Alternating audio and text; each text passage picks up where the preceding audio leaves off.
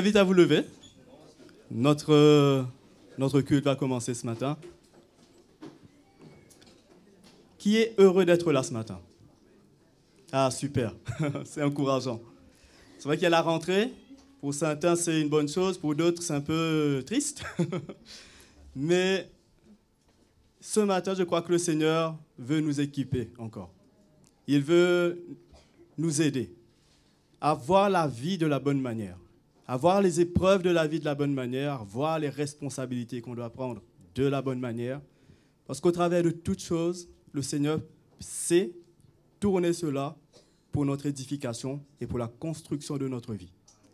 C'est pour cela que faut, dans notre façon de penser, il ne faut pas que le travail soit une boîte, l'église une boîte, la maison une boîte. Mais c'est un seul bloc devant notre Dieu. Et dans tous ces domaines-là, moi j'en ai mentionné 3, des fois il y en a plus, le Seigneur veut être Seigneur. Il veut être celui qui nous guide, nous inspire, nous conduit, afin que nos vies le glorifient constamment. Et qu'on soit un témoignage dans tout. Et ce matin, nous sommes là, qu'on puisse avoir ce désir dans nos cœurs de rencontrer Jésus. Parce que nous ne voulons pas de religion, nous ne voulons pas d'habitude. Et peut-être qu'on s'est découragé aussi dans la semaine. Peut-être qu'il y a eu des choses où on a vu notre chair se manifester et après on a réalisé ce qu'on a fait. Il y a une tristesse qui a pris place. Mais la grâce de Dieu est là. Il suffit de s'humilier, de se repentir sincèrement. Le Seigneur restaure et nous permet d'entrer dans sa présence pendant ce culte. Donc allons nous tourner vers lui. Allons l'adorer de tout notre cœur, allons le remercier, lui rendre grâce pour ce qu'il a fait. Parce qu'il nous a donné la vie éternelle. Il nous a donné la vie. Et la vie de son royaume, c'est maintenant. On est en cours de construction pour l'éternité, mais ça commence maintenant. Et allons de tout notre cœur nous tourner vers lui. Nous t'adorons, Seigneur Jésus. Nous t'adorons et nous te rendons grâce. Car malgré tout ce que nous sommes encore, malgré tout ce qui peut nous décourager par moments, tu restes le Seigneur, tu restes Dieu, tu restes sur le trône. Et ce que tu as fait, Seigneur, est accompli. Et tu as tout prévu pour nous, pour qu'on puisse aller jusqu'au bout de la course. Et c'est ton désir, Seigneur, qu'on puisse tenir ferme, qu'on puisse s'accrocher à toi, persévérer de tout notre cœur. Parce que, comme tu dis, Seigneur, tu reviens bientôt. Il ne reste pas beaucoup de chemin à courir encore. Et nous voulons, dans nos cœurs, être réveillés pour courir avec tout ce qu'on a, Seigneur. Être déterminés et ne pas lâcher ta main alors que nous sommes si près de la fin. Seigneur, ce matin, que ton esprit nous interpelle, que ton esprit interpelle les cœurs qui sont découragés, que tu puisses, Seigneur, animer la foi dans le cœur de ceux qui sont abattus, de ceux qui ne voient plus ton plan qui est parfait, et que des miracles se passent dans nos vies, Jésus, afin que nos cœurs s'attachent à toi et que nos cœurs puissent demeurer dans ta présence, demeurer auprès de toi. Seigneur, tu es notre Dieu et c'est en toi que nous plaçons notre confiance. C'est à toi que nous nous attendons et nous savons que tu es fidèle. Tu es fidèle, Seigneur, pour répondre, pour intervenir, pour nous parler selon les besoins de nos cœurs. Donne-nous des cœurs tendres. Donne-nous des cœurs tendres dans ta présence. Merci, Jésus. Alléluia, Jésus, nous t'adorons. Nous t'adorons, Seigneur. Adorons-le ce matin, mes frères et sœurs. Rendons-lui grâce. Remercions-le pour tout ce qu'il a fait pour nous. Pour la porte qu'il a ouverte pour qu'on puisse avoir la vie. Alléluia, Jésus. Nous t'adorons, nous te remercions, Seigneur. Tu es celui qui nous a sauvés. Tu as tout fait, Seigneur, pour nous sauver. Et nous sommes là devant toi. Nous avons cette grâce de pouvoir nous approcher de ta présence. Et Seigneur, quelle grâce merveilleuse tu nous as fait. Alléluia, nous t'adorons Jésus. Nous t'adorons notre Dieu. Nous t'adorons. Nous t'adorons. Alléluia, Christ est vivant. Alléluia, il est assis sur le trône. Alléluia.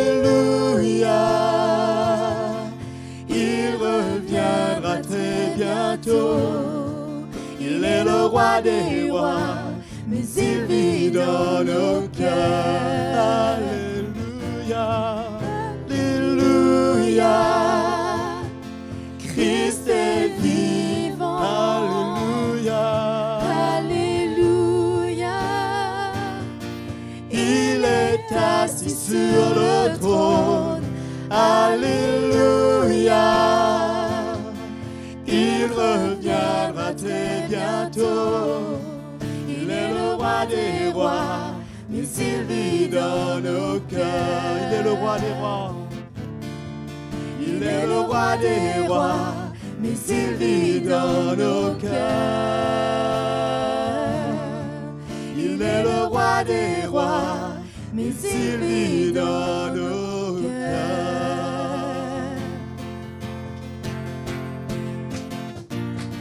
As-tu eu cette nouvelle que le Sauveur est venu, qu'il a donné sa vie? Il est vivant dans nos cœurs. As-tu eu cette nouvelle que nous sommes vraiment libres par le Fils de Dieu, son amour pour nous? Nous avons la vie éternelle. Alléluia, Christ est vivant. Alléluia, il est assis sur le trône. Alléluia, il reviendra très bientôt. Il est le roi des rois, mais il vit dans nos cœurs. As-tu cette nouvelle? As-tu eu cette nouvelle Que le Sauveur est venu, qu'il a donné sa vie? Il est vivant dans nos cœurs? As-tu eu cette nouvelle que nous sommes vraiment par le Fils de Dieu, Par le Fils de Dieu, son amour pour nous? Nous avons la vie éternelle. Alléluia, Alléluia, Christ est vivant. Alléluia, Alléluia, Alléluia, il est assis sur le trône. Alléluia, Alléluia, il reviendra très bientôt. Il est le roi des rois, mais il vit dans nos cœurs. As-tu eu cette nouvelle que nous pouvons pénétrer? As-tu eu cette nouvelle que nous pouvons pénétrer En toute liberté, en toute liberté, les parvis de notre Dieu?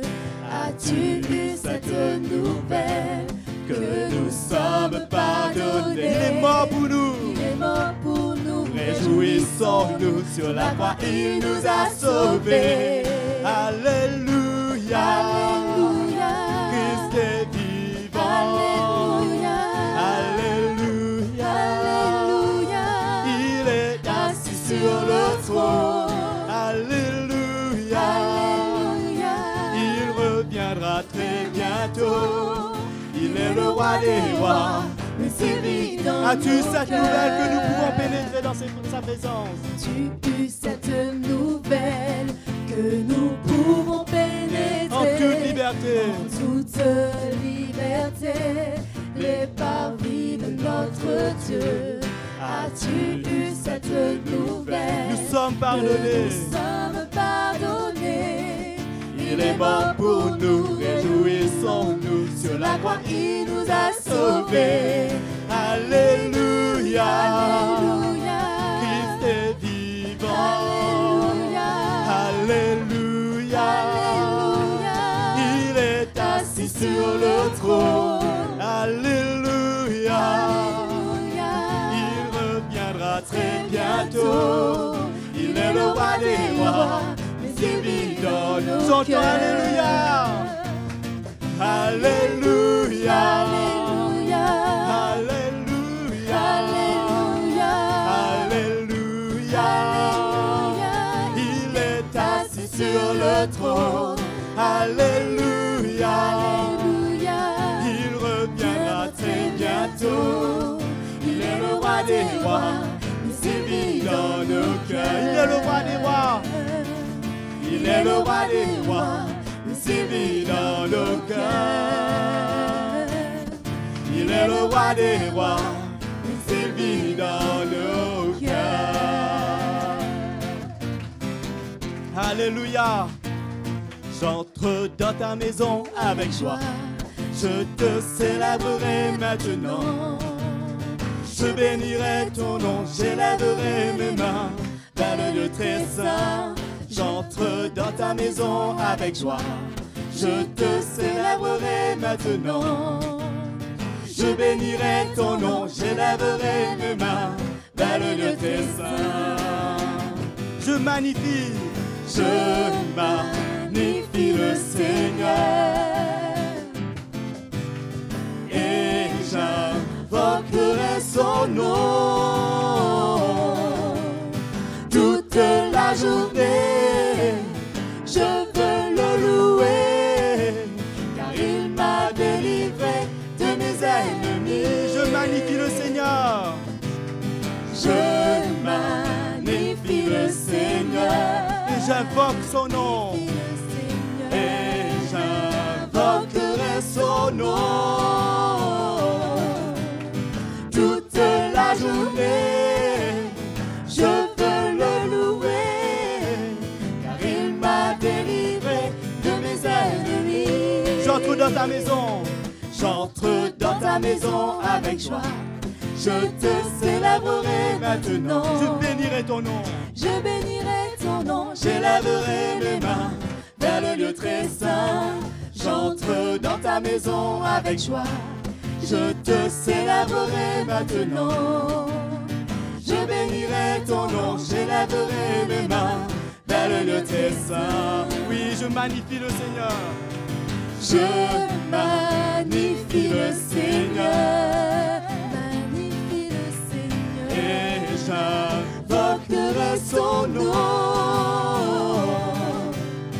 toute la journée. Je veux le louer, car il m'a délivré de mes ennemis. Oui, magnifions le Seigneur ce matin. Je magnifie le Seigneur.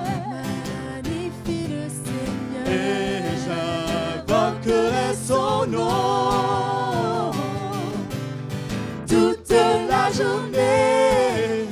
Je veux le louer, car il m'a délivré de mes ennemis. Toute la journée, je veux le louer. Toute la journée, je veux le louer, car il m'a délivré de mes ennemis. Célébrez Jésus.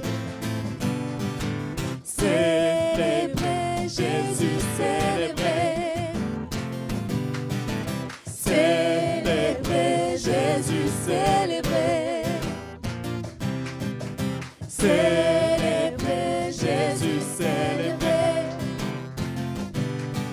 Célébrez Jésus, célébrez. Il est vivant. Il est vivant. Il est vivant. Et son règne durera toujours. Il est vivant. Il est vivant. Il est vivant. Venez le célébrer. La résurrection du Seigneur. Célébrez Jésus, célébrez. Célébrez Jésus, célébrez. Célébrez Jésus, célébrez. Célébrez Jésus, il est vivant. Il est vivant. Il est vivant. Et son règne durera toujours. Il est vivant. Il est vivant. Il est vivant. Venez le célébrer. La résurrection du chantons, il est vivant. Il est vivant. Il est vivant. Et son règne durera toujours. Il est vivant. Il est vivant. Il est vivant. Venez le célébrer. Venez le célébrer. Venez le célébrer. Venez. Venez le célébrer. La résurrection. La résurrection du Seigneur. Alléluia. Alléluia, Jésus. Nous te célébrons, Seigneur. Nous célébrons ton nom merveilleux, ton nom glorieux, ton nom élevé et tout-puissant, Seigneur Jésus. Le nom qui nous a sauvés, le nom qui peut nous donner la victoire, le nom qui donne la vie. Seigneur, nous te célébrons, nous te louons. Tu es digne de louange, Seigneur Jésus. Tu es digne d'être élevé, d'être adoré dans l'éternité, Seigneur. Alléluia, sois élevé, sois exalté, Seigneur. Que nos cœurs t'élèvent, que nos lèvres puissent t'adorer, Jésus, avec nos cœurs remplis de louanges, remplis d'exaltation, remplis de reconnaissance. Alléluia, gloire, gloire, gloire à notre Dieu. Tu es digne, Jésus. Oui, tu es digne. Tu es digne, Seigneur. Et nous te couronnons nos louanges pour notre roi. Tu es digne, Jésus. Alléluia. Nous t'adorons. Nous adorons ton nom merveilleux, Seigneur. Alléluia, Jésus. Alléluia. Alléluia. Ce que nous désirons ce matin, c'est Jésus. Plus de Jésus, plus de sa présence. Le connaître davantage. Connaître notre Dieu qui nous a tous créés et qui nous a aimés. Alléluia. Je viens dans ta maison. Je veux te rencontrer. Tel que je suis abandonné.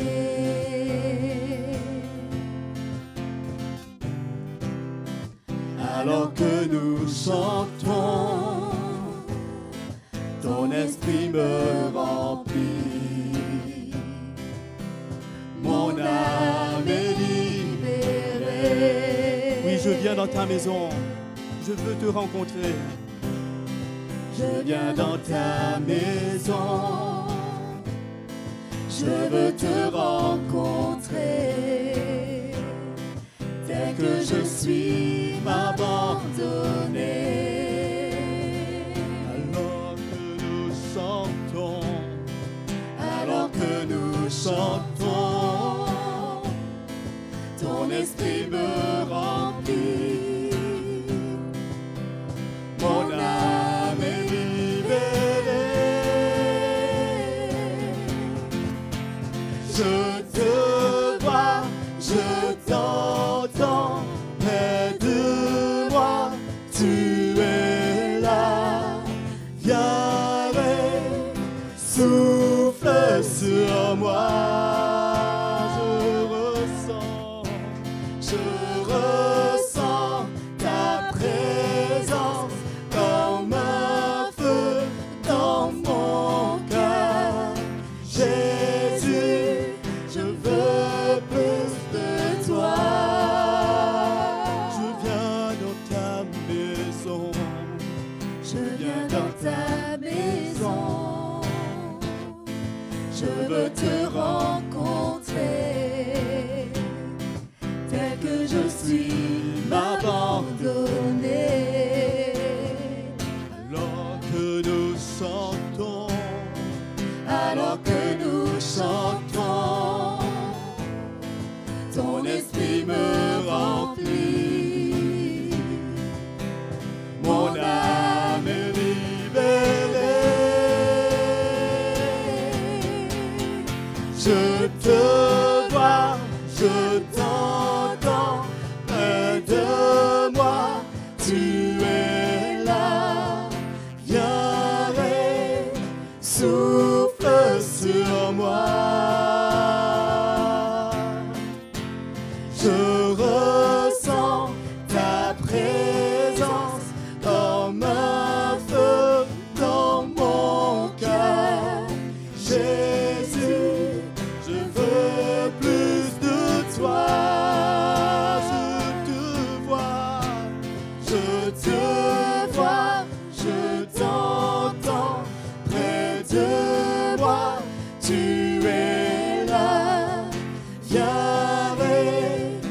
souffle sur moi. Je ressens ta présence comme un feu dans mon cœur. Jésus, je veux plus de toi. Chantons Jésus, je veux plus de toi. Jésus, je veux plus de toi. Oui, Jésus.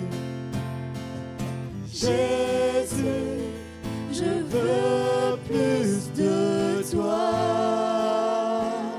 Je veux plus de toi. Jésus, je veux plus de toi. Te faisons la place dans nos cœurs, d'établir ton règne en nous, ô Seigneur. Alléluia. Jésus, je veux plus de toi.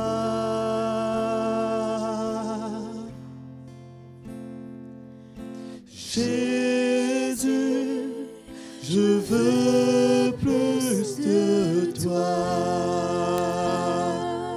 Oui, Jésus. Jésus, je veux plus de toi.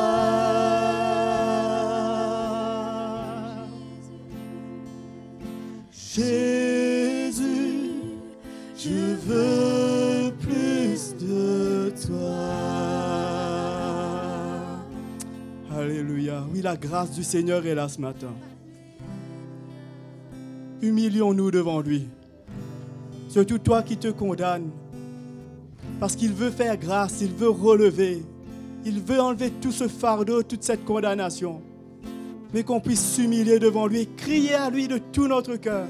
Car il est là, il est au milieu de nous, il est en nous. Le Seigneur Jésus est vivant et il est parmi nous ce matin, en plus d'être en chacun de nous. Crions à lui de tout notre cœur. Ne fermons pas nos bouches. Nous avons besoin de lui. Nous avons besoin de sa présence. Nous avons besoin de son Saint-Esprit qui nous parle et qui nous change. Oui, Seigneur, nous sommes là. On a besoin de toi. Viens toucher nos cœurs. Viens toucher ma vie, Jésus. Je ne veux rien garder dans ma vie, mais je veux tout te remettre. Te laisser avoir accès à toute ma vie, Jésus. Seigneur, œuvre en moi encore. Montre-moi encore ce qui est dans les ténèbres. Parce que je ne veux pas garder quoi que ce soit. Je veux tout ce que tu as pour moi. Tout ce que tu as pour moi, Jésus.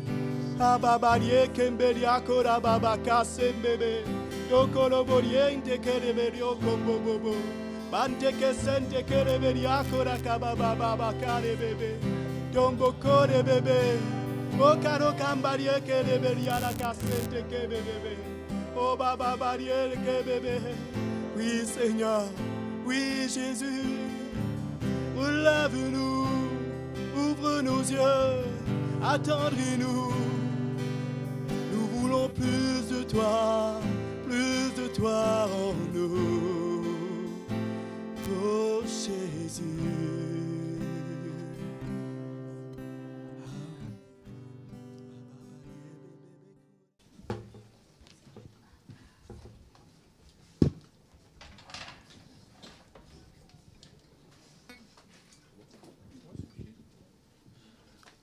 Bonjour tout le monde. Vous allez bien? Vous ressentez la présence du Seigneur au milieu de nous? Ah, quelle grâce, quel privilège.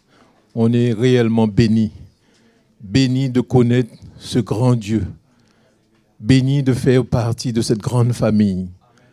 C'est vraiment une grâce de la part du Seigneur, frères et sœurs. Et combien dans nos cœurs, on a besoin de désirer, de persévérer, de continuer, de ne rien lâcher, mais de prendre la main de ceux qui sont devant nous et de persévérer sur ce chemin. C'est vraiment une grâce et un privilège. Moi, je bénis notre Seigneur. Je suis reconnaissant pour l'évangile qu'on entend. Je suis reconnaissant pour le cœur du Seigneur qui est manifesté au milieu de nous. Le Seigneur se sert de chacun pour nous parler, pour nous visiter, pour nous toucher. Quelle grâce! Nous servons un Dieu qui n'est pas limité, frères et sœurs, mais un Dieu qui peut tout faire à tout instant. Tout dépend de nous. Si nous nous approchons avec ce cœur d'enfant, avec ce cœur désireux que le Seigneur nous touche et nous visite, le Seigneur ne tarde pas. Le Seigneur ne tarde pas parce qu'il nous aime. Alléluia. Donc je vous accueille ce matin. Et s'il y a quelqu'un qui est là pour la première fois, qu'il se mette debout pour qu'on puisse l'accueillir comme il se doit.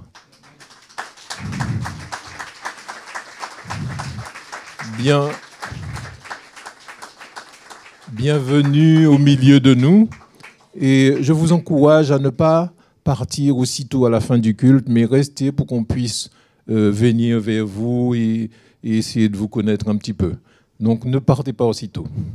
Voilà. Donc j'accueille mon frère Marcel, que j'aime, pour venir partager les offrandes. Hein? Bah, je parle pour moi, après vous faites... Merci Jacques. Ben, moi aussi je t'aime, Jacques. Alléluia. Ben, moi je suis très content d'être là ce matin. D'être parmi vous, c'est quelque chose qui me fait trembler mon cœur. Et on va partager un petit peu pour les offrandes. Moi, ce que j'ai à cœur à vous partager, mes frères et sœurs, c'est que ce n'est pas facile. Sur le chemin qu'on est, ce n'est pas toujours évident. Mais on sait que la grâce de Dieu est là. Et elle nous porte. Et dès qu'on est porté par la grâce de Dieu, il n'y a plus de limite en fait.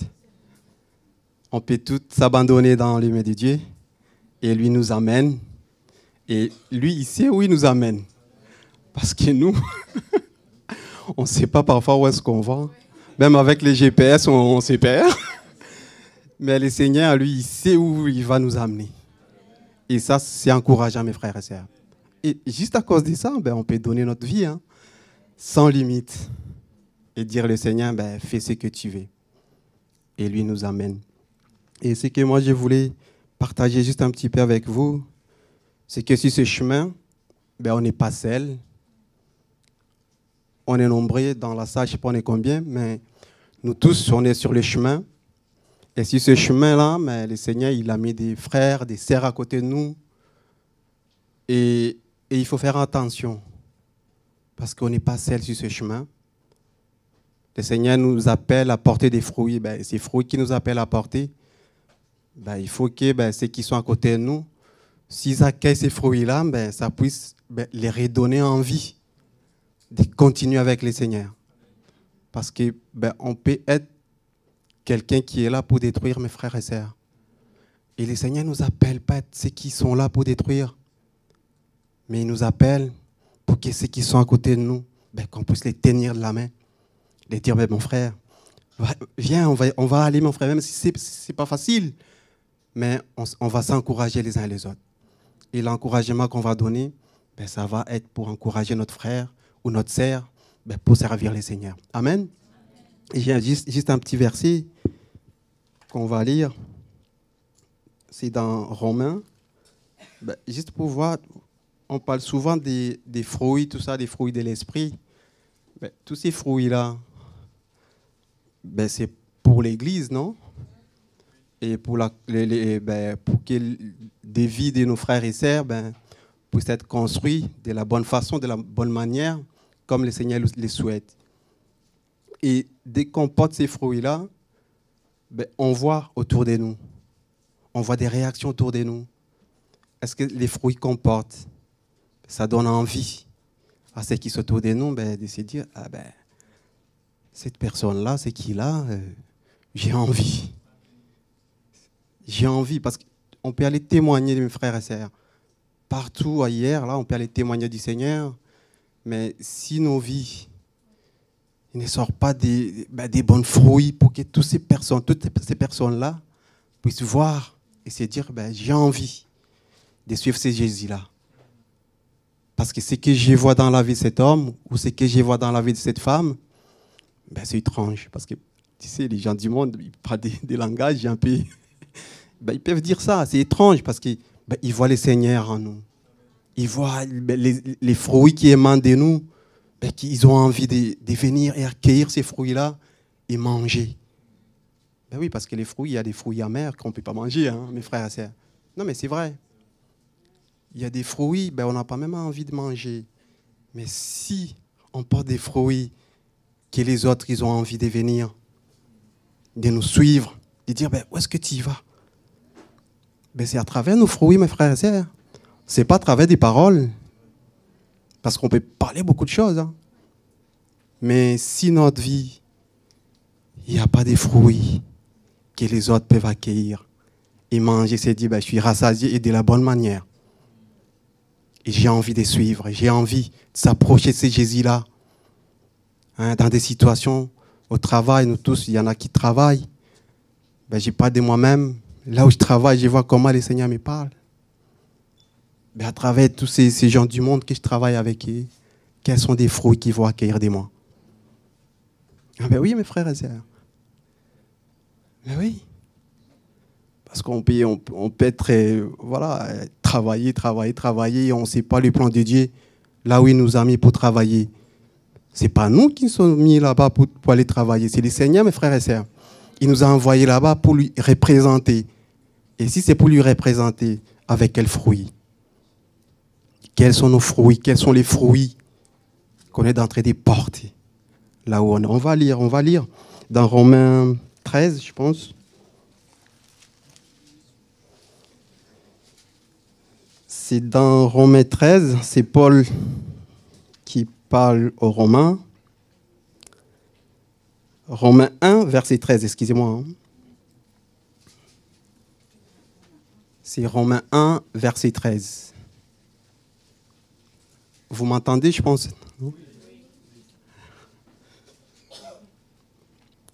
Je lis pour vous.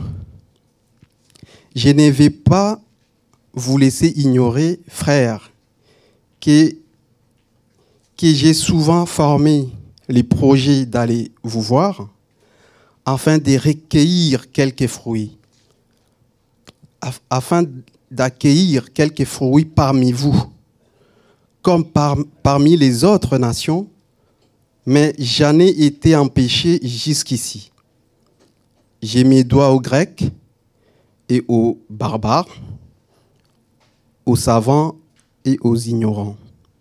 Ainsi, j'ai un vif désir de vous annoncer aussi l'Évangile, avec qui était à Rome, quand je n'ai point honte de l'Évangile, c'est la puissance de Dieu pour les salut de quiconque. Amen, mes frères et sœurs. On a reçu les frères Richard qui étaient parmi nous. Il peut dire comme Paul, comme on vient de lire. Il peut dire comme Paul, j'étais en France, mais c'était pour accueillir quelques fruits. Et c'est quoi des fruits qui dit là, Paul? Hein, c'est tout ce qui va émaner de nous après avoir pris les chemins. Parce que sur ces chemins-là, forcément, il y aura des fruits, mes frères et sœurs. Les fruits viennent comme ça. C'est lui qui prend les chemins, on lui voit tout de suite. Il dit que lui, il est sur les bons fondements. Et si ces fondements-là, mon frère et sœur, ben, il ne faut pas avoir peur. Parce qu'il y aura des choses que le Seigneur va amener pour nous secouer, hein, pour nous travailler, pour nous challenger. Et tout ça, c'est pour un but, pour qu'on puisse porter des fruits, que les serviteurs de Dieu puissent dire, ben, j'étais en France, ben, j'ai vu l'Église grandir. Pas l'Église rétrograder, j'ai vu l'Église grandir. Des frères et sœurs qui prennent leur place. Ben, on est appelés, mes frères et sœurs, nous tous, chacun à prendre sa place. Et comme on est des pierres, et c'est le Seigneur qui sait où il va placer, ben, je ne sais pas, Jacques, Daris, nous tous, on a chacune place que le Seigneur nous a réservée. Et toutes ces places-là, ben, ils sont vides en ce moment parce que ben, peut-être on ne s'élève pas dans l'esprit. On n'arrive pas à prendre notre chemin. On lutte encore avec des choses, comme on vient d'entendre ce matin. Mais le Seigneur nous parle, ce n'est pas pour nous condamner, mes frères et sœurs. C'est parce qu'il veut nous restaurer, comme on a entendu ce matin. Il veut que l'offrande qu'on va amener ce matin puisse être des fruits qui émanent de nous. Parce que l'offrande, ce n'est pas juste de la monnaie. Hein. Je crois que vous savez, c'est là. La monnaie qu'on met dans des paniers, c'est la reconnaissance des fruits que le Seigneur a pu faire en nous. Et là, on manifeste cette reconnaissance-là. C'est juste ça. Mais sinon, c'est notre vie qu'on veut donner au Seigneur. Amen. Donc, voilà, ce matin, ne soyez pas découragés ou bien c'est condamné, mais portons des fruits. Je vois pour moi-même, je parle pour moi-même, que là où je suis, le Seigneur m'appelle encore à donner ma vie pour les frères et sœurs. On prend soin, comme on prend soin les uns les autres. Il faut faire attention de la manière qu'on prenne soin. Ce n'est pas évident. Mais si on recherche avec un désir de grandir avec le Seigneur, il va faire tout le reste, mes frères et sœurs. Parce que ce n'est pas nous, c'est le Seigneur. Amen. Et si on lui fait confiance, lui, il ne m'a jamais, lui. Il va les faire. Amen. Dans la vie de chacun, n'ayez pas crainte, mais approche-nous devant le Seigneur avec notre offrande, tout ce qu'on peut amener. Même si c'est tout petit, c'est rien ça. Mais c'est l'état de notre cœur qu'on amène l'offrande. Il y a quoi dans nos cœurs? C'est quoi les fruits qui sont dedans? Que chacun peut venir. Mon frère, je suis un peu angoissé aujourd'hui. Mais là, il va ressentir la grâce qui va émaner pour l'encourager.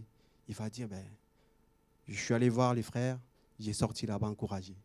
Mais pas, je suis parti là-bas, mais enfoncer un peu plus.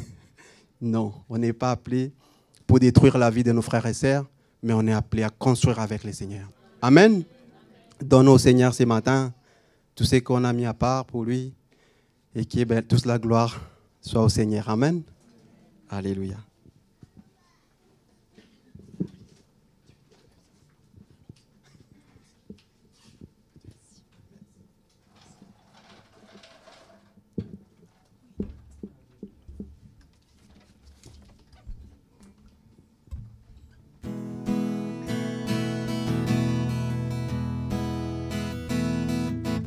J'aime élever le nom de Jésus et le chanter de tout mon cœur. J'aime élever le nom de Jésus, le nom le plus élevé. Je veux lui donner ma vie, mon être entier, pour le servir d'un cœur pur et zélé. Car je sais qu'il m'a changé, régénéré, pour faire de moi un témoin de son amour. J'aime élever le nom de Jésus et le chanter de tout mon cœur. J'aime élever le nom de Jésus, le nom le plus élevé. Je veux lui donner ma vie, mon être entier, pour le servir d'un cœur pur et zélé. Car je sais qu'il m'a changé, régénéré, pour faire de moi un témoin de son amour. Je veux lui donner ma vie, Je veux lui donner ma vie, mon être entier, pour le servir d'un cœur pur et zélé. Car je sais qu'il m'a changé, régénéré, pour faire de moi un témoin de son amour. Car je sais qu'il m'a changé, car je sais qu'il m'a changé, régénéré, pour faire de moi un témoin de son amour. Pour faire de moi un témoin de son amour. Pour faire de moi un témoin de son amour. Alléluia.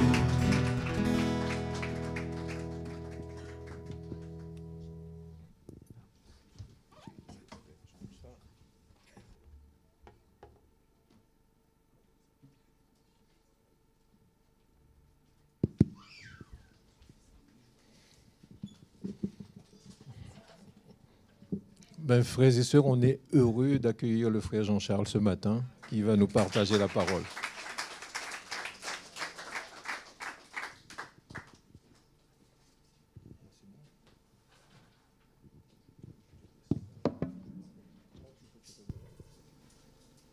Merci frère Jacques. Une famille avec des frères et des sœurs. Est-ce qu'on peut ouvrir nos Bibles dans Matthieu 5 au verset 13 ce matin? Et le Seigneur va nous rappeler à quoi il nous a destinés et dans quel but il nous a appelés. Matthieu 5, verset 13. Vous êtes le sel de la terre, mais si le sel perd sa saveur, avec quoi la lui rendra-t-on? Il ne sert plus qu'à être jeté dehors et foulé aux pieds par les hommes. Vous êtes la lumière du monde. Une ville située sur une montagne ne peut être cachée. Et on n'allume pas une lampe pour la mettre sous le boisseau, mais on la met sur le chandelier et elle éclaire tous ceux qui sont dans la maison. Que votre lumière luise ainsi devant les hommes, afin qu'ils voient vos bonnes œuvres et qu'ils glorifient votre Père qui est dans les cieux. Et tout à l'heure, il a été question de ténèbres et de lumière.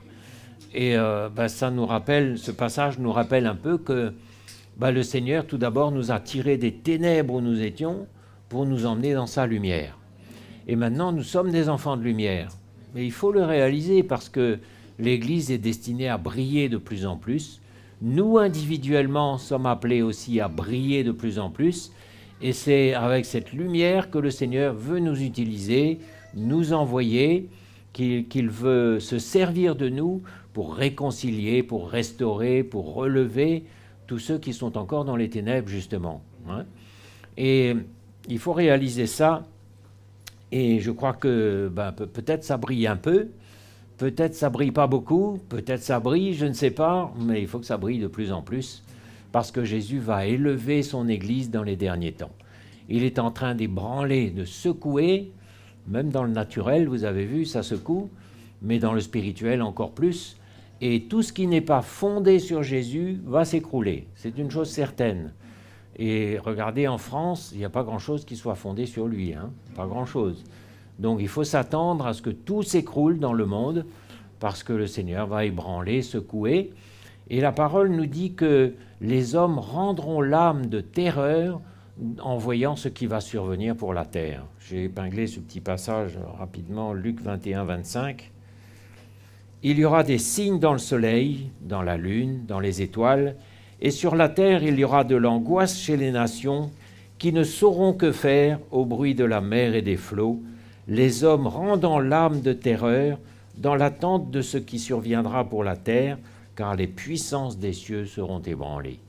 Donc il faut s'attendre à des secousses de plus en plus puissantes et que tout ce qui n'est pas de Dieu s'écroule, mais pour nous, nous n'avons rien à craindre, mes frères et sœurs, rien, parce que nous sommes dans la main de Dieu. Mais maintenant, est-ce qu'on est vraiment dans la main de Dieu? Il faut vraiment que chacun s'examine. Est-ce que j'ai ma vie dans mes mains? Et je ne peux pas avoir ma vie dans ma main et dans celle de Dieu en même temps. Ce n'est pas possible. Soit c'est l'un, soit c'est l'autre.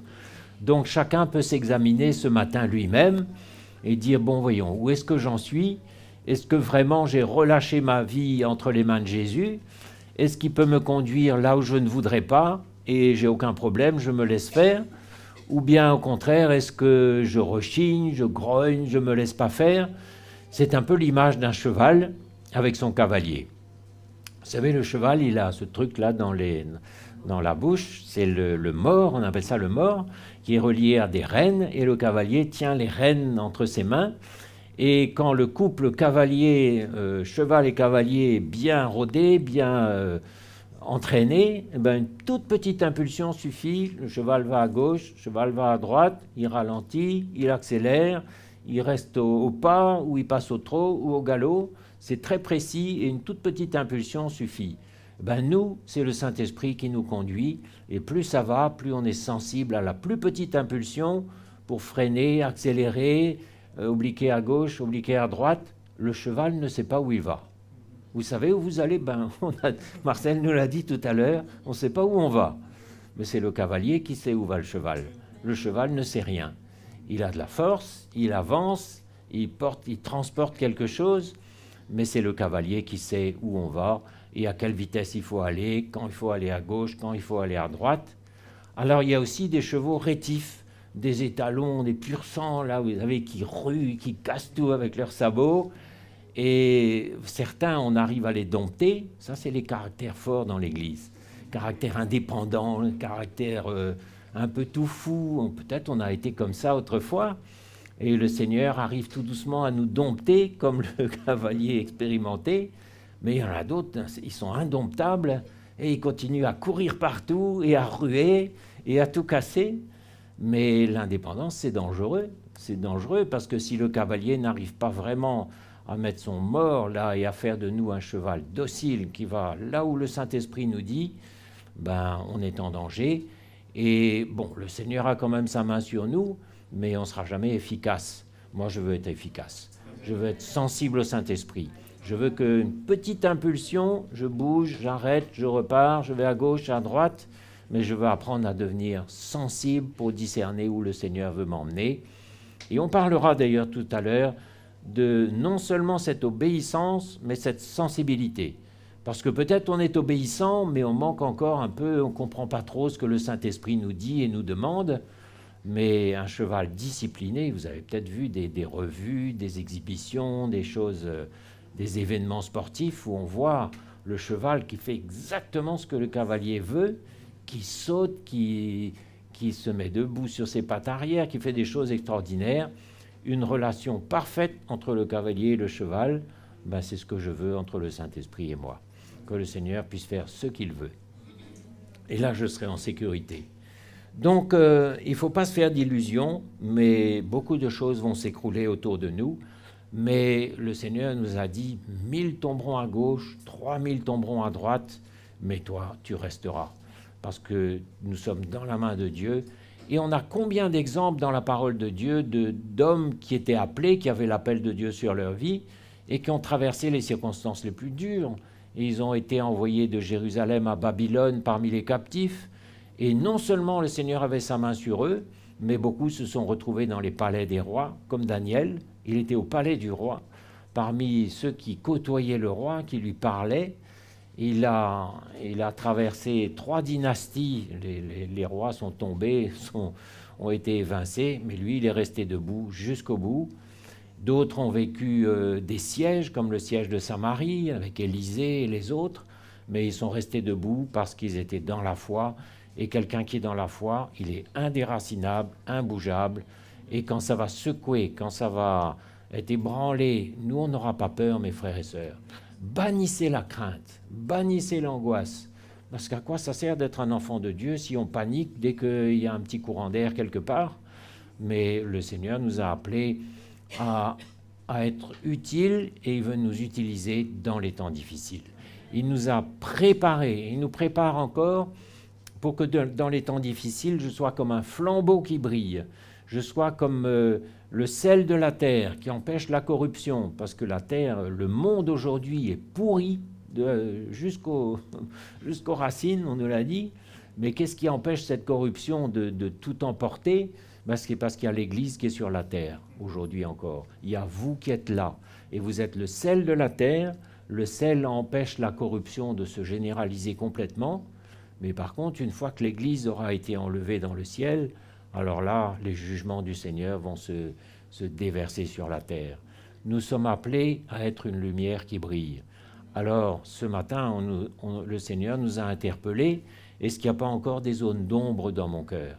Est-ce qu'il n'y a pas encore des choses cachées? Vous savez, il peut y avoir des choses qui sont cachées, qui sont dans l'ombre, et je n'en suis même pas conscient.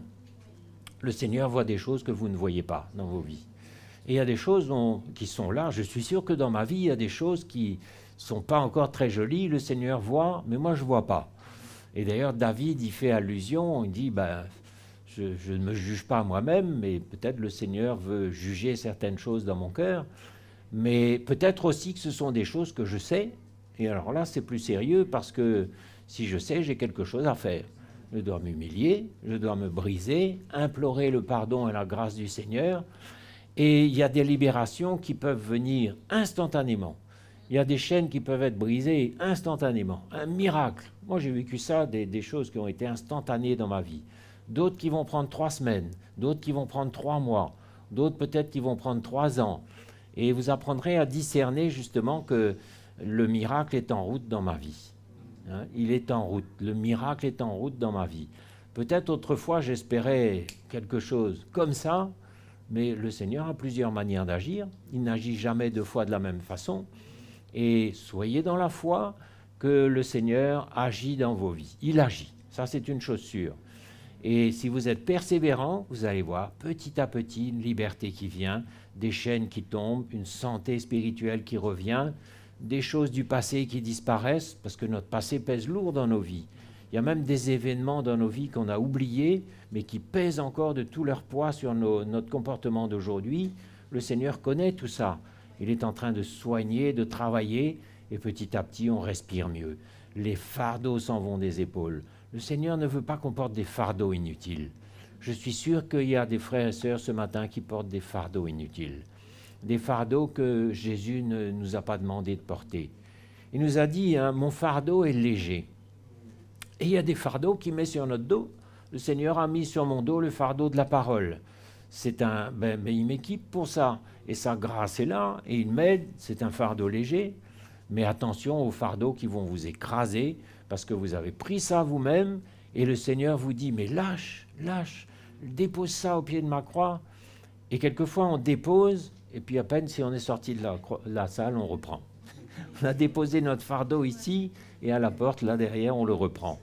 Et on se charge de fardeaux que personne n'a jamais pu porter, mais le Seigneur veut nous porter avec toute notre vie, notre fardeau, avec tout ce que l'on est. C'est lui qui doit nous porter. Le joug du Seigneur est aisé et son fardeau est léger. Et on doit ressentir sa grâce puissante ce matin. Une grâce puissante qui nous porte, qui nous enlève des tonnes de nos épaules afin qu'on puisse marcher léger. Mais n'oublions pas que nous sommes appelés à devenir une lumière. Une lumière individuellement quand vous êtes dehors dans le monde et une lumière aussi en tant qu'Église. Est-ce que l'Église de Nanterre brille? Est-ce que l'église de Biorel et de Chaville brille? On peut se poser la question aussi. Moi, je crois que ça va briller de plus en plus si nous faisons tout ce qu'il faut pour nous humilier, pour accepter le travail du Seigneur, quel qu'il soit, parce que, mes frères et sœurs, la lumière est en nous. Et on va lire un petit passage qui va vous montrer comment ça se passait autrefois, dans Exode 34, au verset 29. Et là, il s'agit de Moïse. Quand Moïse avait rencontré l'Éternel et qu'il redescendait qu'il quittait le lieu où il l'avait rencontré, on nous dit que le visage de Moïse rayonnait, brillait. Moïse descendit de la montagne de Sinaï, ayant les 2 tables du témoignage dans sa main, etc. On va aller directement au verset 35. Les enfants d'Israël regardaient le visage de Moïse et voyaient que la peau de son visage rayonnait. Et Moïse remettait le voile sur son visage jusqu'à ce qu'il entre pour parler avec l'Éternel. Moïse, c'était un personnage très très important, un personnage extraordinaire. Et quand il avait rencontré l'Éternel, donc imaginez son visage qui brillait. Mais c'était une gloire passagère. Et ça s'éteignait très rapidement. Et c'était une époque où on n'avait pas le Saint-Esprit en nous encore, la lumière n'était pas en nous, et cette lumière, c'était celle de l'Éternel, ce n'était pas la sienne. Et quand il avait été en contact, ça brillait pendant quelques minutes, et puis ça s'éteignait.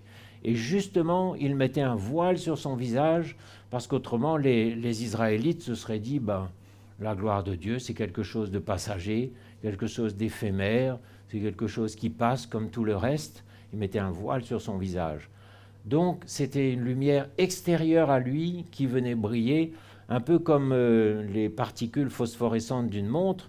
Quand vous mettez ça à la lumière et puis vous éteignez, ça brille, c'est extraordinaire, mais au bout de quelques secondes, ça s'éteint.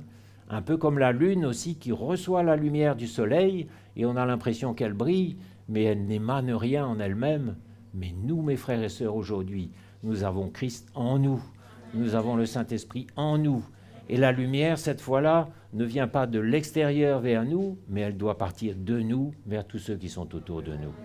La lumière doit émaner de nous de plus en plus parce que Christ vit en nous maintenant.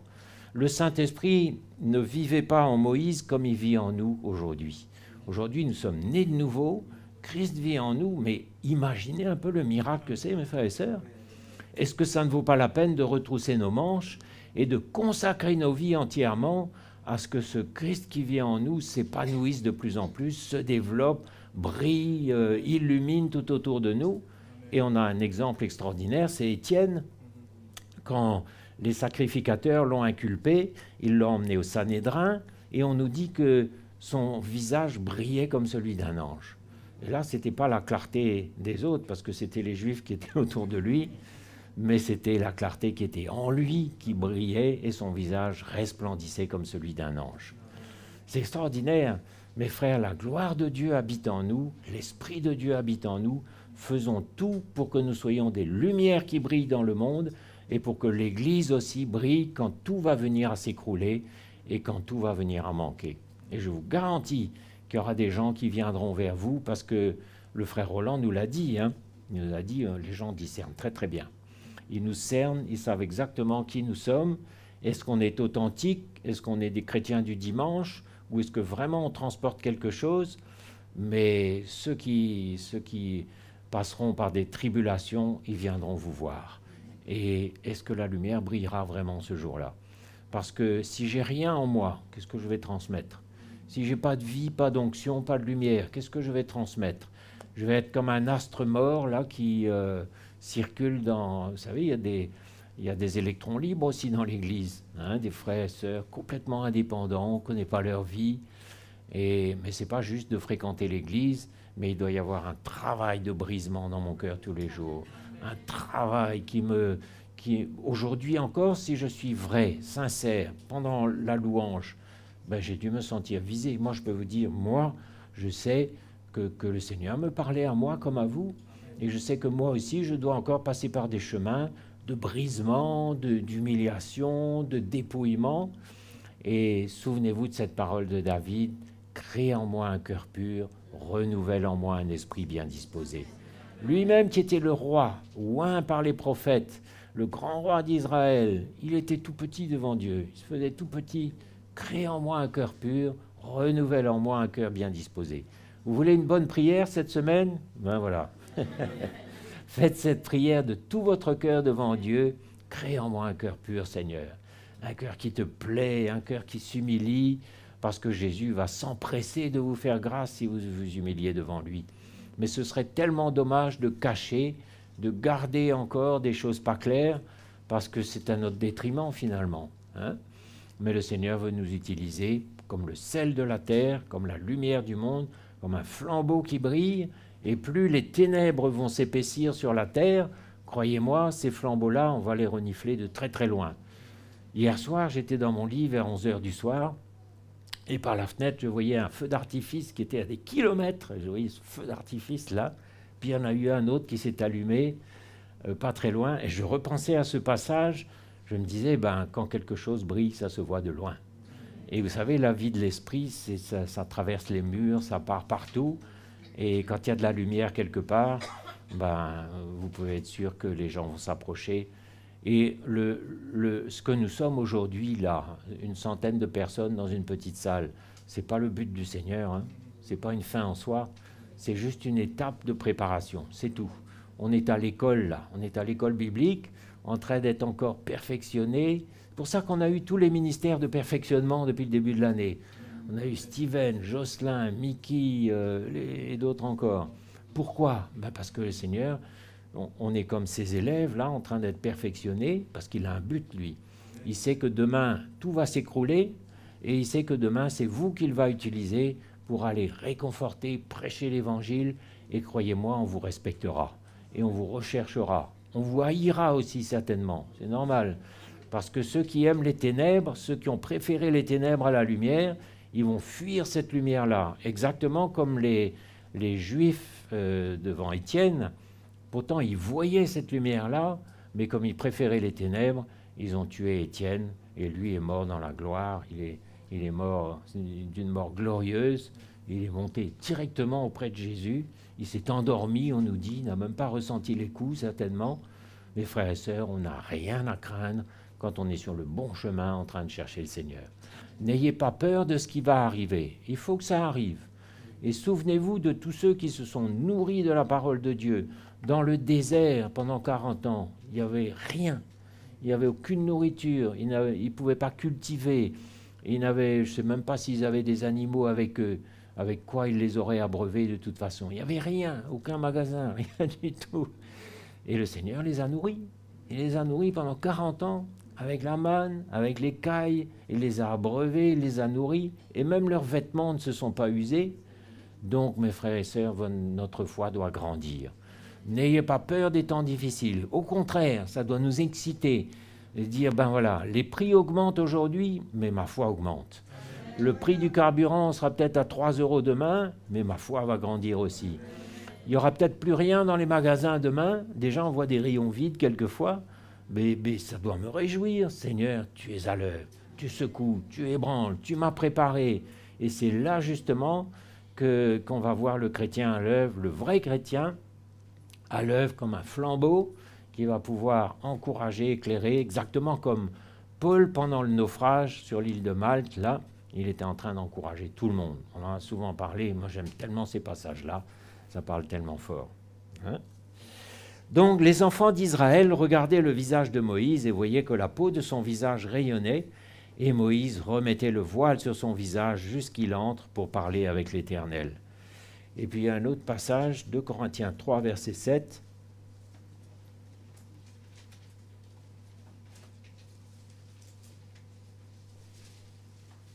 Or, si le ministère de la mort, gravé avec des lettres sur des pierres, a été glorieux, au point que les fils d'Israël ne pouvaient fixer les regards sur le visage de Moïse à cause de la gloire de son visage, bien que cette gloire ait été passagère, combien le ministère de l'Esprit ne sera-t-il pas plus glorieux? Le ministère de l'Esprit, c'est pour nous, c'est ce que nous vivons, c'est beaucoup plus glorieux que ce que même Moïse vivait à l'époque. Si le ministère de la condamnation a été glorieux, au point qu'on voyait le visage de Moïse rayonner, le ministère de la justice est de beaucoup supérieur en gloire. Et sous ce rapport, ce qui a été glorieux ne l'a même pas été à cause de cette gloire qui lui est supérieure. En effet, si ce qui était passager a été glorieux, ce qui est permanent est bien plus glorieux. La gloire qui est en nous, mes frères et sœurs, elle est éternelle, elle est permanente. Elle ne va pas s'éteindre peu à peu, mais au contraire, elle va grandir de plus en plus, alors que nous prenons notre croix. C'est pour ça que ça vaut la peine de souffrir. Ça vaut la peine de s'identifier à Christ. Ça vaut la peine d'avaler, de supporter, de prendre notre croix. Ne croyez pas que ce soit des choses de peu de valeur, ce que vous vivez.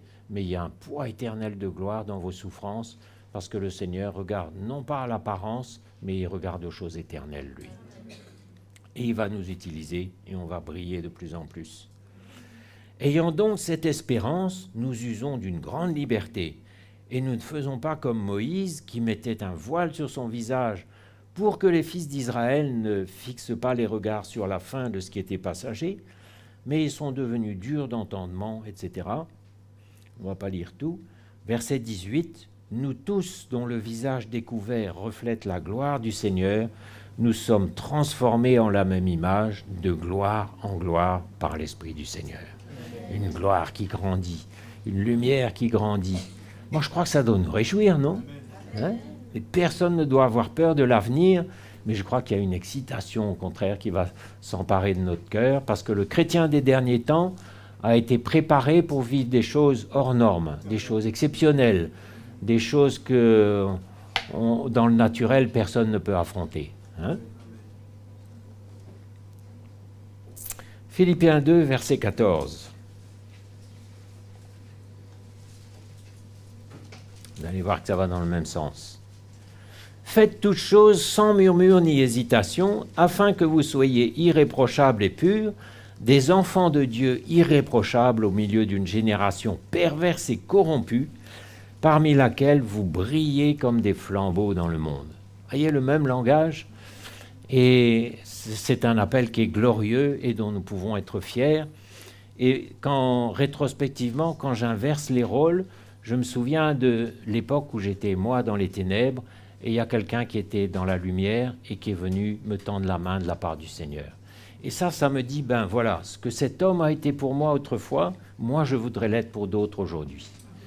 Et c'était j'avais 23 ans, j'étais tout jeune, à l'époque j'étais dans une misère morale terrible, mais le Seigneur avait mis sur mon chemin un homme, un chrétien qui était rayonnant d'amour, de patience, extraordinaire, et le Seigneur l'avait mis sur mon chemin, comme un ange littéralement, et à son contact, ça a pris plusieurs mois, je l'ai côtoyé pendant plusieurs mois, j'étais très impressionné par ce qui émanait de lui, et au bout de quelques mois, je suis né de nouveau.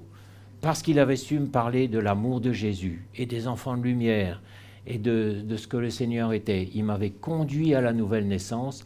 Il avait été pour moi l'homme providentiel qui m'a conduit vers Dieu. Moi, j'ai envie d'être la même chose que lui maintenant pour d'autres.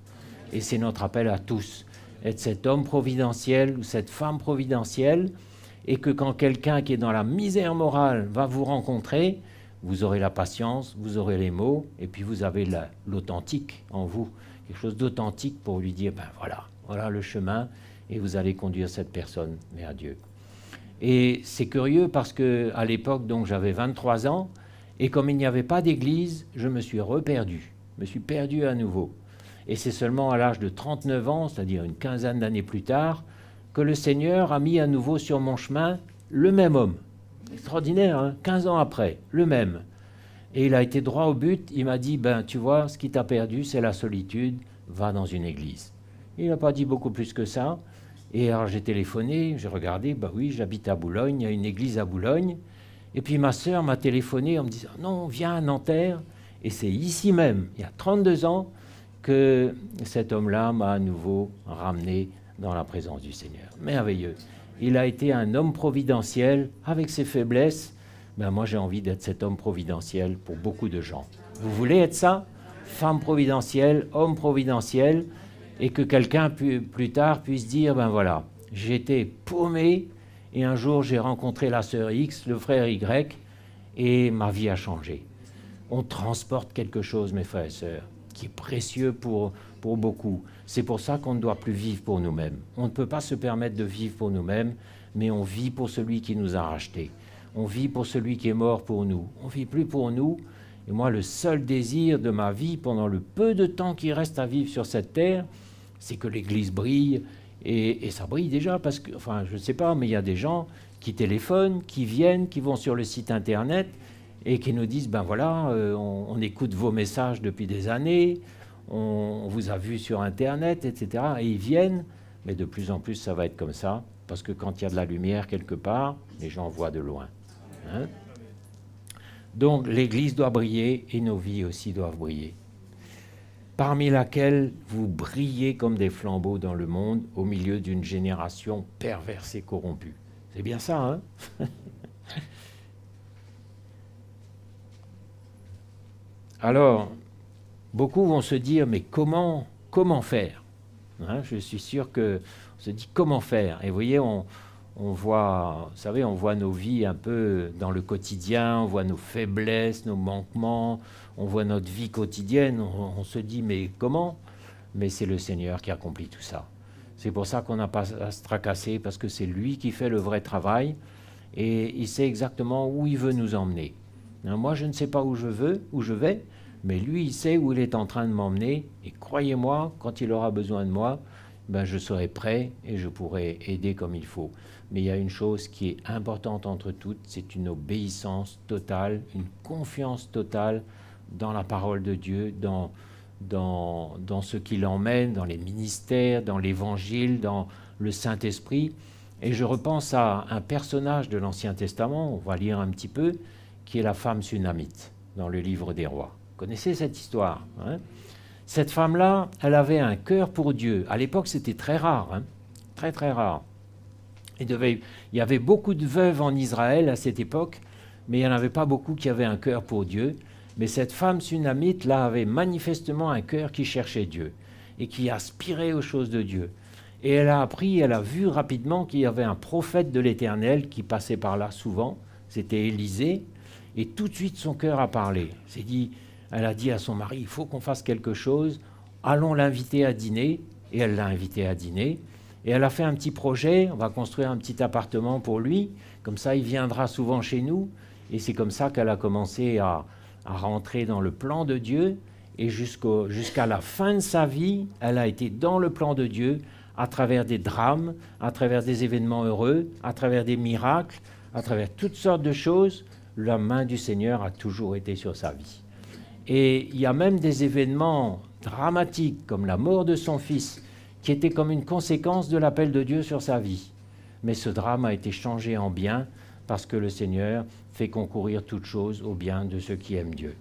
Et un jour, vous savez très bien, vous connaissez l'histoire, son fils est mort, et finalement, c'était le fils que Dieu lui avait donné par un miracle, parce qu'elle était stérile.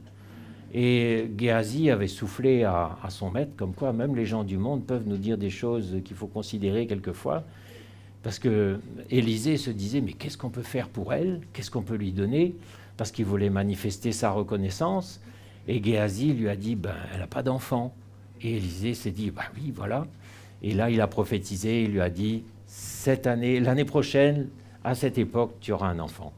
Et effectivement, elle a eu un enfant.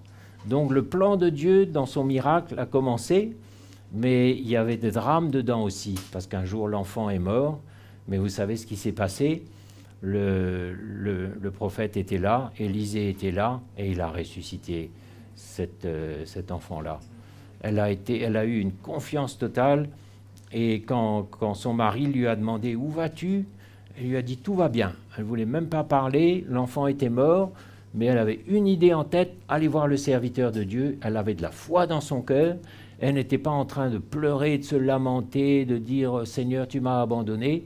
Elle a dit à son mari « Tout va bien » et elle a filé vers l'homme de Dieu et elle lui dit « Viens de toute urgence parce que mon fils est mort ». Et Élisée a ressuscité l'enfant. Et aujourd'hui, cette femme-là est dans les témoins de la foi, dans Hébreux 11.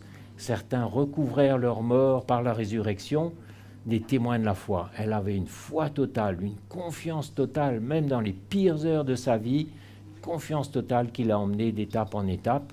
Et ce n'était pas fini, parce qu'un jour, il y a eu une grande famine dans le pays. Une famine qui devait durer, je ne sais plus si c'est 3 ans ou 7 ans. Et là encore, Élisée lui a donné une directive. Et elle aurait pu, vous savez, souvent on conteste, on dit non, on fait la sourde oreille. Élisée lui avait dit, il va y avoir une famine de plusieurs années, pars là où tu pourras et le Seigneur s'occupera de toi. Tout de suite, elle s'est mise en chemin, elle a obéi, elle a fait ce que l'homme de Dieu lui avait recommandé. Nous écoutons qui aujourd'hui? À l'époque, on écoutait le prophète quand il y en avait un, le voyant. Mais aujourd'hui, on écoute le Saint-Esprit. Marcher selon l'Esprit, on écoute le Saint-Esprit, on écoute l'Évangile, et puis on écoute aussi les serviteurs de Dieu, parce que ça fait partie aussi du conseil. Mais elle a été obéissante au conseil de Dieu. Et pendant toutes ces années de famine, elle a séjourné au pays des Philistins, et elle a vécu, et elle a survécu. Et quand le délai a été passé, elle est revenue, et vous allez voir dans quelles circonstances ça s'est passé, c'était quand même extraordinaire. Je crois que c'est dans le chapitre 8, 2 Rois 8.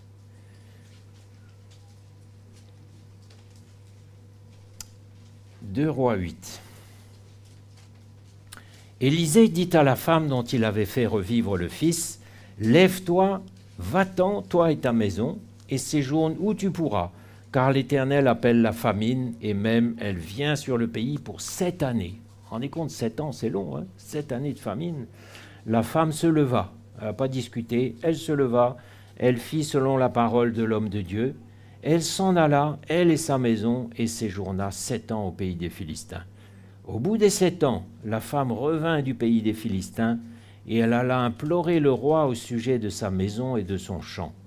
Donc elle avait de la foi encore, non seulement pour aller, pour survivre, mais aussi pour revenir au temps fixé, et pour aller présenter une requête au roi. Le roi s'entretenait justement à ce moment-là avec Géasi, serviteur de l'homme de Dieu, et il disait « Raconte-moi, je te prie, toutes les grandes choses qu'Élisée a faites. » Et pendant qu'il racontait au roi comment Élisée avait rendu la vie à un mort, justement son mort, la femme dont Élisée avait fait revivre le fils vint implorer le roi au sujet de sa maison et de son champ. Et Géasi dit, « Ô roi, mon seigneur, voici la femme et voici son fils qu'Élisée a fait revivre. » Juste au moment où Élisée était en train de parler au roi de cette femme et du miracle qu'il avait fait, elle arrive, au bout de 7 ans, hein, c'est quand même incroyable, elle arrive au même moment, et l'histoire ne se termine pas là. Le roi interrogea la femme, et elle lui fit le récit, puis le roi lui donna un eunuque, c'est-à-dire un serviteur, auquel il dit « Fais restituer tout ce qui appartient à cette femme, avec tous les revenus du champ, depuis le jour où elle a quitté le pays jusqu'à maintenant. » Vous voyez comment, c'est incroyable, hein? Elle revient de 7 années de famine, la main de Dieu est toujours sur elle, elle est docile, elle est dans la foi, elle traverse tout, elle a confiance et le Seigneur lui redonne. Donc, il peut y avoir des tremblements de terre, des séismes, des famines. Le Seigneur vous donnera toujours le bon conseil. Il vous dira, fais ça, mais il faut être obéissant à la parole de Dieu, obéissant à l'impulsion du Saint-Esprit. Et il y en a certains d'entre nous qui sont à Maurice en ce moment, ils ont tout laissé de côté, ils sont partis. Je ne dis pas qu'il faut faire comme ça, je ne suis pas du tout en train de vous dire vous auriez dû faire comme ça. Non, chacun a son appel, chacun a son timing, et on répond à l'appel de Dieu, enfin chacun sait. Hein. Mais en tout cas, quand le Seigneur nous parle, on obéit. Et on ne diffère pas, parce qu'un jour... Aujourd'hui, c'est peut-être une question entre un bon choix et un autre bon choix, mais demain, ce sera entre la mort et la vie. Et le conseil de l'Esprit, on aura tout intérêt à le suivre. Et cette femme-là, aujourd'hui encore, 3000 ans plus tard, elle nous encourage. Elle est comme un flambeau dans la nuit qui nous dit « Regarde le modèle, regarde cet encouragement, regarde cette lumière qui brille, cette foi, cette obéissance, cette humilité, cet empressement pour aller vers les serviteurs de Dieu, pour aller chercher le conseil, pour aller chercher tout ce dont on a besoin. » Cette femme-là avait un cœur pour Dieu, un cœur pour les serviteurs de Dieu. Elle a dépensé de l'argent pour construire une chambre au-dessus de sa maison. Elle était engagée, elle a mis ses finances dedans même. Et regardez comment le Seigneur l'a récompensée. Elle a été obéissante et humble, et le Seigneur l'a préservée de toutes les calamités. Elle a expérimenté un miracle, son fils est ressuscité alors qu'il était mort.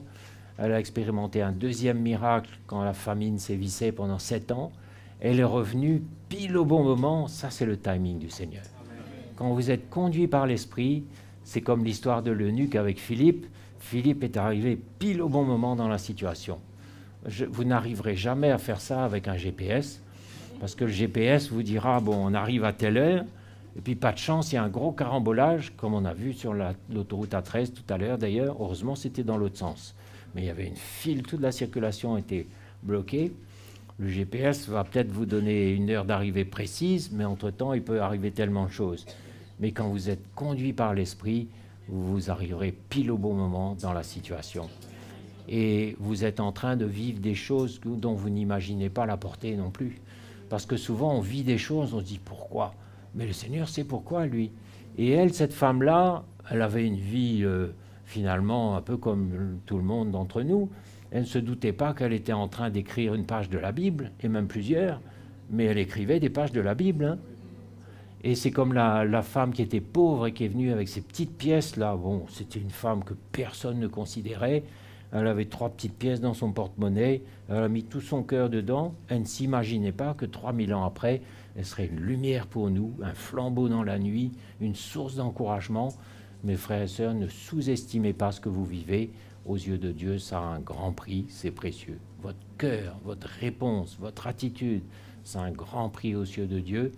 Et avec 3 pains et 4 poissons, il est capable de nourrir une foule. Avec un cœur, si vous avez un cœur pour lui, obéissant, fidèle, humble, ne discutant pas, vous n'imaginez pas ce qu'il peut faire à travers votre vie. Vous n'imaginez pas. Vous êtes prêts? Vous avez un peu de foi? Moi, je crois qu'on peut être excité ce matin par le plan de Dieu. Ah, moi, je peux vous dire, il y a des jours où je suis fatigué, mais il y a des jours où je suis excité aussi. Une excitation parce qu'on voit qu'on arrive au bout du plan de Dieu, là, à l'extrémité, et c'est sûr que ça va être dur. C'est sûr, ça va secouer. On va voir beaucoup de nos sécurités qui vont disparaître sous nos pieds. Et on va avoir des moments d'angoisse aussi, des moments, parce qu'on est humain, hein, il y a des moments où on tremble un peu. Le frère Peter Mackenzie nous disait que quand il était en train d'être baptisé, je crois qu'il était baptisé quelqu'un, ou il était baptisé dans un endroit infesté de crocodiles. Il avait la foi, c'est vrai, mais il tremblait un peu quand même. Il nous l'a dit, hein, je m'en souviens. On a un peu peur, c'est normal, mais il y a une foi qui est là aussi et qui va grandir. Mes frères et sœurs, on est appelés à briller. Ne restons pas dans l'ombre. L'ombre, c'était pour les Israélites, c'était l'ombre des choses à venir, mais la réalité est glorieuse. Et ce qui vit en vous, c'est glorieux aussi. Qu'importe les misères quotidiennes, les genoux qui font mal, les hanches qui se déboîtent, l'âge qui vient, toutes ces choses-là, il y a un trésor dans notre cœur. Il y a un flambeau qui est là, et beaucoup de gens en ont besoin, particulièrement en France, et je vous assure que le Seigneur va utiliser le plus petit d'entre nous. Hein? Et je pense aussi, on va terminer là-dessus, on ne va pas lire, mais un autre passage, c'est l'histoire des 2 lépreux. J'ai relu ça hier, c'est tellement édifiant.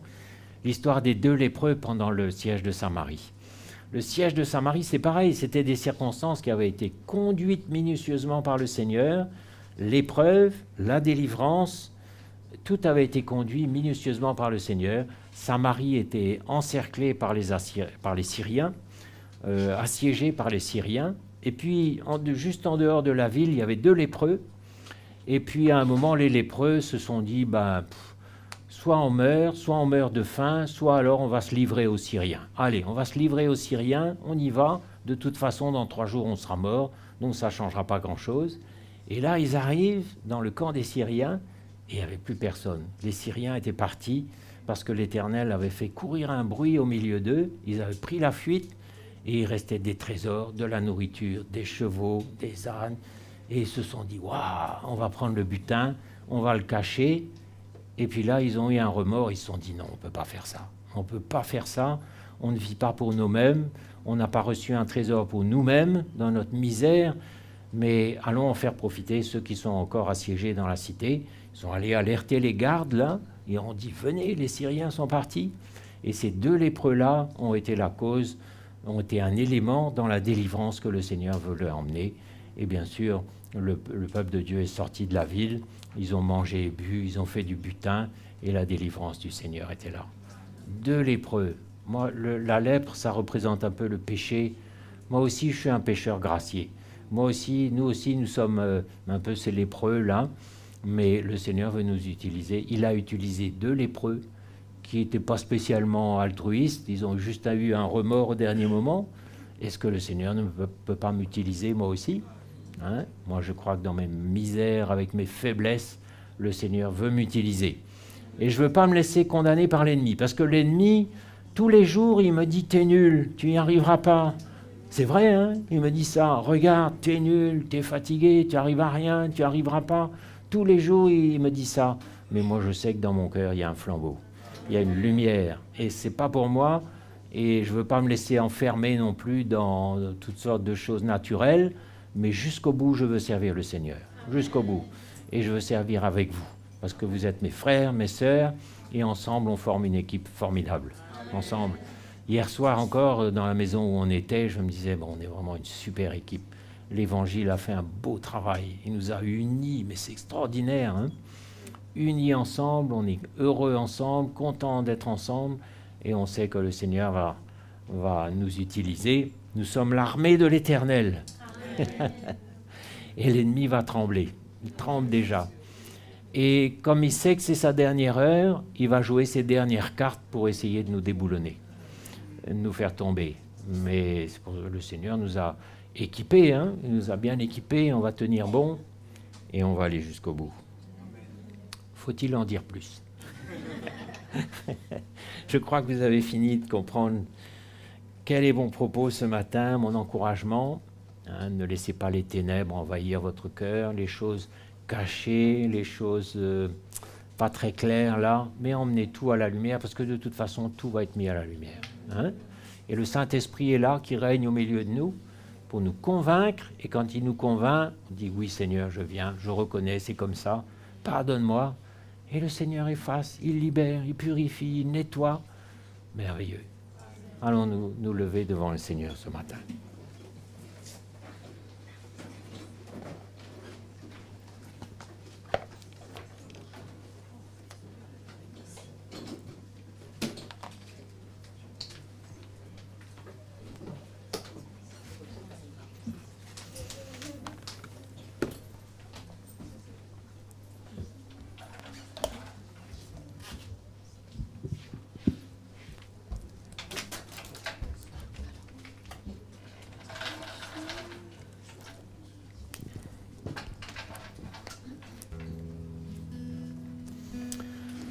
Alléluia. Merci Seigneur pour tes plans merveilleux pour chacun d'entre nous. Merci Seigneur d'avoir mis cette gloire, cette lumière extraordinaire dans notre cœur. Et ce matin, Seigneur, permets que nous fassions tout pour qu'elle brille de plus en plus. Cette petite flamme en moi, il y a un chant qui dit ça, je veux la laisser briller et briller et briller, parce que Seigneur, elle ne m'appartient pas. C'est ta gloire, c'est à toi, et je veux me livrer entre tes mains encore ce matin, Seigneur. Utilise-moi, envoie-moi de plus en plus, afin que je sois un témoin comme la femme sunamite. Merci, Seigneur. Que ta grâce nous aide ce matin.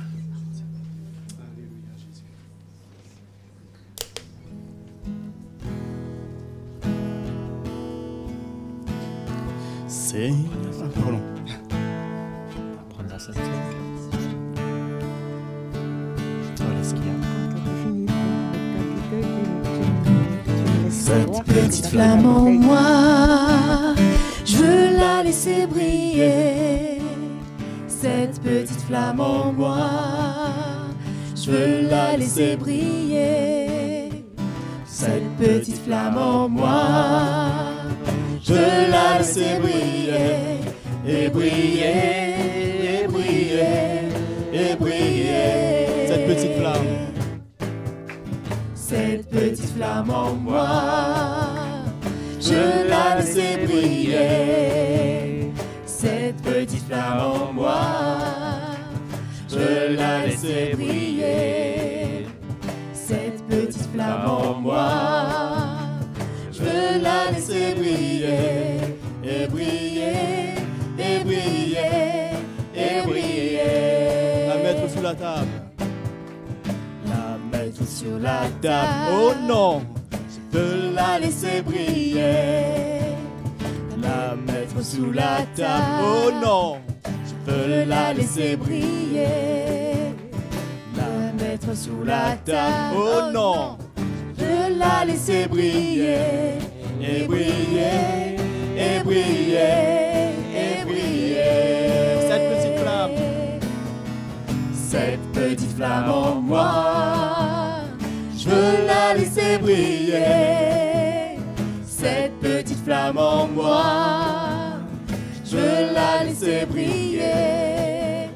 Cette petite flamme en moi, je veux la laisser briller. Et briller, et briller, et briller. Cette petite flamme en moi. Cette petite flamme en moi, je veux la laisser briller. Cette petite flamme en moi, je veux la laisser briller. Cette petite flamme en moi, je veux la laisser briller. Et briller, et briller, et briller. La mettre sous la table. La mettre sous la table. Oh non! Je veux la laisser briller. La mettre sous la table. Oh non! Je veux la laisser briller. La mettre sous la table. Oh non! Je veux la laisser briller. Et briller, et briller, et briller. Et briller. Et briller, et briller, et briller. Et briller, et briller, et briller.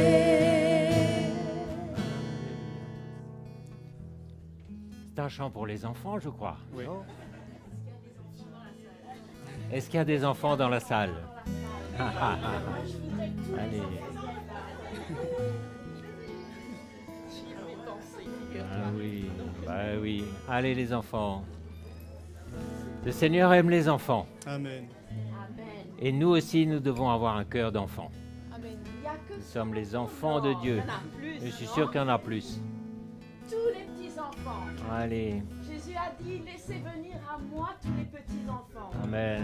Voilà. Et Ouais, regarde, la mais petite. nous, on a besoin d'eux. Parce que ces enfants-là, ils nous communiquent la vie. Et vous Oui. savez que le Seigneur utilise nos enfants pour qu'on voit notre état et qu'on dise « Seigneur, j'ai vraiment besoin de changer. » Hein? Donc ça, c'est un chant souvent qu'on apprend aux enfants. Vous connaissez les paroles? Je vais me mettre en face de vous parce que vous ne me voyez pas. Vous connaissez ce chant? Cette petite flamme en moi. Où est votre cœur? Il est où votre cœur? Il est là. Là. Montrez-moi. Là. Jésus parle à notre cœur. Hein? Mais Jésus, il vit où? Là? Non. Jésus, il vit dans notre cœur. Et la petite flamme en moi, elle est dans mon cœur. Donc, on va chanter à tous nos frères et sœurs, nos papas, nos mamans, nos tontons, nos tantines. J'ai une petite flamme en moi. Vous avez une petite flamme en vous? C'est qui cette petite flamme? Oh, mais j'entends rien. C'est qui cette petite flamme? Jésus. Moi, je suis sourde. Hein. C'est qui cette petite flamme? Jésus. Wow. On va chanter ensemble? Cette petite flamme en moi, et vous avez le droit de faire des gestes. Je veux la laisser briller. Quand ça brille là, comme ça, je veux la laisser briller. C'est comme ça? Non, je veux la laisser briller. On chante ensemble? Et vous allez nous soutenir, non? Hein? Et dans vos maisons, quand vous avez un moment avec vos enfants, leur dire, quand il y a quelque chose qui ne va pas, mon chéri, ma chérie, Jésus est dans ton cœur. Il y a une petite flamme et on chante avec eux. C'est comme ça qu'on leur transmet la vie du Seigneur. Non? Hein? Allez, on chante? On les soutient, hein? Cette petite flamme en moi, je la laisser briller. Cette petite flamme en moi, je la laisser briller. C'est timide, hein? Cette petite flamme en moi, je la laisser briller, et briller, et briller, et briller. Cette petite flamme, cette petite flamme en moi, je la laisser briller. Cette petite flamme en moi, oh oui, je la laisser briller. Cette petite flamme en moi, je la laisserai briller, et briller, et briller, et briller. La mettre sous la table. La mettre sous la table. Oh non, je veux la laisser briller. La mettre sous la table. Oh non, je veux la laisser briller. La mettre sous la table. Oh non, je veux la laisser briller. Et briller, et briller, et briller. Cette petite flamme, cette petite flamme en moi, je veux la laisser briller. Cette petite flamme en moi, je veux la laisser briller. Cette petite flamme en moi, je veux la laisser briller. Et briller, et briller, et briller, et briller, et briller, et briller. Encore une fois. Et briller, et briller, et briller. Alléluia. C'est la relève. Donc soyons des modèles. Hein? Tout ce que le Seigneur nous a montré, à chacun d'entre nous, je m'inclus, les choses cachées, les ténèbres, le non-pardon, hein? Qu'on puisse briser nos cœurs devant Jésus et dire, Seigneur, je ne veux plus de ces choses. Et le Seigneur nous lave et on a un cœur pur et on fait face aux situations avec un cœur pur. Et quand notre cœur est pur, Jésus est avec nous. C'est pas comme ça, les enfants? Amen. Jésus vous aime. Amen. Voilà. Merci les enfants. et on revient à la Sainte Seine. Donc le Seigneur met à nouveau cette table devant nous et nous voulons la prendre avec respect, avec considération pour ce qu'il a fait pour nous. Et bien sûr, ce pain et cette coupe, c'est pour ceux qui sont nés de nouveau et baptisés. Ce n'est pas pour les enfants qui ne sont pas encore nés de nouveau. Ce n'est pas pour moi non plus si j'ai encore une petite grisaille dans mon cœur, du non-pardon, un cœur qui n'est pas pur. On sait nous-mêmes où on en est. Mais si notre cœur n'est pas clair, il vaut mieux s'abstenir et on en prendra une autre fois quand on aura clarifié les choses. Seigneur, merci pour ton corps brisé pour nous. Merci Jésus, car tu as payé un grand prix pour que nous puissions nous tenir dans ta présence ce matin. Allons prendre ce pain, mes frères et sœurs.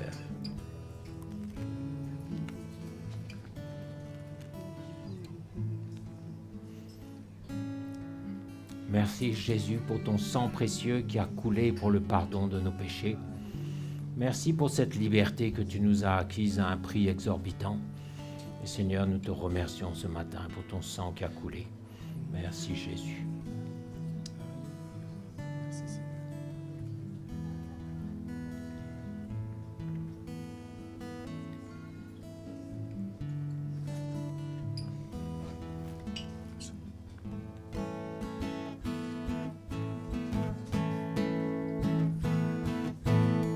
Lève-toi, sois éclairé.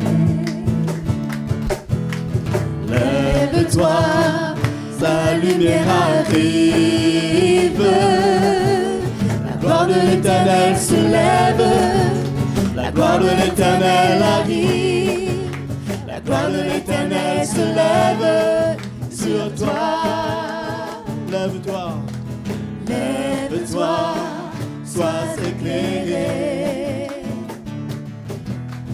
Lève-toi, sa lumière arrive. La gloire de l'Éternel se lève. La gloire de l'Éternel arrive. La gloire de l'Éternel se lève sur toi. Lève-toi, lève-toi, sois éclairé. Lève-toi, ta lumière arrive. La gloire de l'Éternel se lève. La gloire de l'Éternel arrive. La gloire de l'Éternel se lève sur toi. Nous sommes choisis. Nous sommes choisis pour être son peuple. Nous sommes choisis pour être à lui. Nous sommes choisis, mis à part pour être saints, pour donner gloire à toi, Seigneur.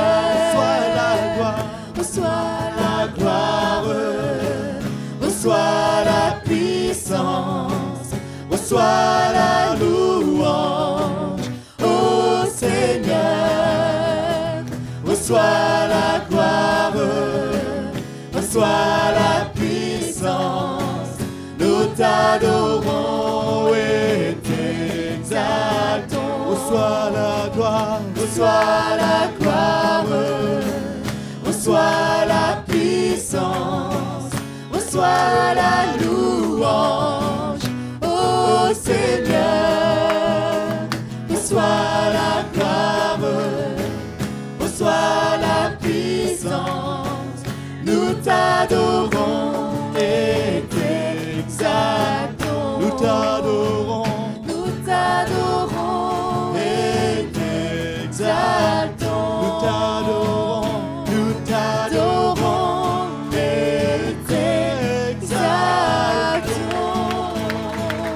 Alléluia Jésus.